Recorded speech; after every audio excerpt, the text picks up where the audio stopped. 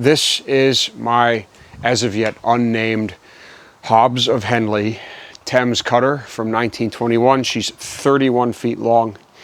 She will have a triple expansion engine and, as of now, a locomotive type fire tube boiler until such time as I build a lighter weight, even higher pressure water tube boiler for her.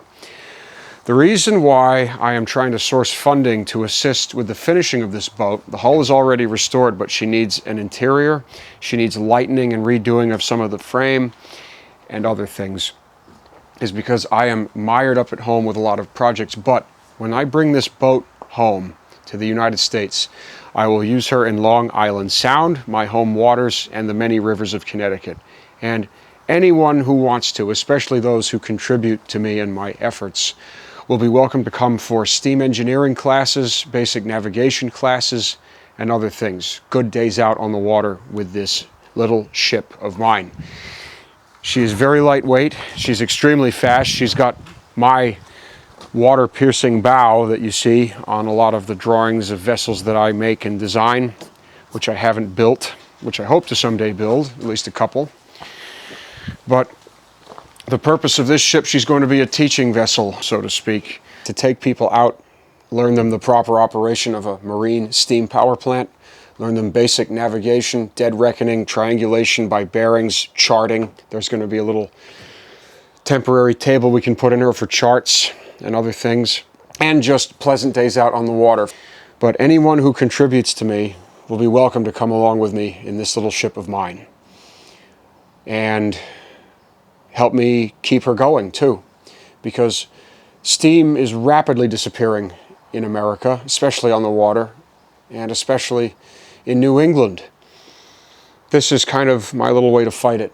Before she comes to America, once fitted out, she will be tested by a friend of mine in Switzerland on the lakes there. And the reason for this is because this friend of mine has contributed an astounding amount of money to help finish her. And part of the agreement was he would be able to use her as he sees fit for a while, probably a summer, not quite sure. But it will be very interesting to see how she does on Lake Geneva and others. So that's the plan with this beauty. Anyone who knows me knows that I like speed and efficiency in everything I do. That applies to this ship as well. As such, she's going to be very highly optimized before she comes to the United States. This propeller, as you can see, is much too small. If you come down here, you'll see that this boat is built exactly the way I would design a boat, with a tunnel stern, and you see there's a lot of room between the blade tip of this propeller and the tunnel, so we're going to go for a propeller that's probably at least an inch in diameter bigger and much pitchier. This is going to be streamlined. This is going to be very streamlined. This is completely unacceptable the way it is, all these hard corners and the large width and all this stuff. There's a lot that needs to be done to her to make her fast and efficient and cut through the water like a knife, which is why I'm very glad she's got the torpedo stern and the ram bow. That's very important. Anyone who's seen the drawings of the ships that I design knows that I like to shape hulls of vessels that I think about with this kind of shape, the rams, the torpedoes, the way the bow and stern make a bottlenose in the water like a torpedo. All the old fast ships before the World Wars were like this. And with the power plant, we're going to start, the engine being the triple that you saw, is sadly highly overweight for its size and horsepower. So we are going to start shaving metal off that engine everywhere possible, because right now it's just gravely overweight and over-engineered and misshapen. So that engine, I'm hoping we can cut at least half the weight off of. This boat is going to be extremely fast when I'm done with her. So, here we are at Simpson Boatbuilding. This is my engine for that beautiful steam canoe I've got outside. We are dismantling the entire engine to reconfigure it and lighten most of the pieces, because look at this. Here's the low pressure cylinder head. For a cylinder that only takes at the highest about 30 psi and mostly runs in a vacuum, look at a cylinder head. You could kill someone with that. If you put 50 psi around this thing in an air chamber from a compressor, it would implode into a quantum singularity. That's how heavy this thing is. So, look here. Here's the HP valve head. here they are. Here's for the LP. Here they are after I've modified them. It's about half the weight. So this whole engine, from the cylinder block to the heads to the bottom plate to the entire, every moving part, every stationary part, those support frame columns are going to be about half their diameter and conical the way they should be. I'm hoping we can get this engine down to half the weight it is. I'm also probably going to be boring out the ports in these valve cages because they're just too small, especially for that low pressure cylinder. We're going to see what we can do with these to make everything breathe better. I want to significantly increase the horsepower of this engine. My target would be at least 25 horsepower with half the weight that it currently is, but I think we can do even better than that.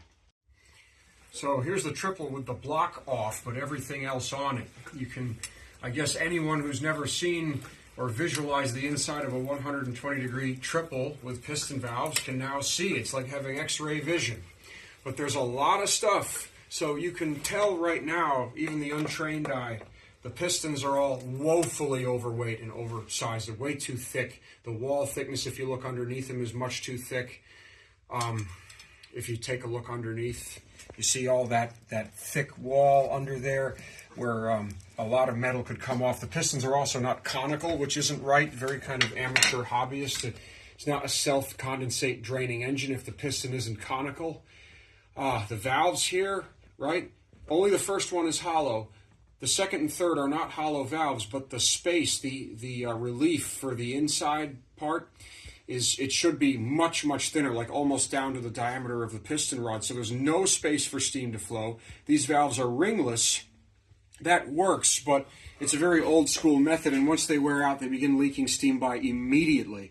So these are going to have to become ring-bearing, preferably ring-controlled event valves with bigger heads and longer travel, but we might not be able to get longer travel. It all depends on how we can modify this valve gear. So if not, they're going to have to become sort of miniaturized heads with reliefs with lots of very tiny rings in there, like what Nigel Day or David Wardale or Porta did.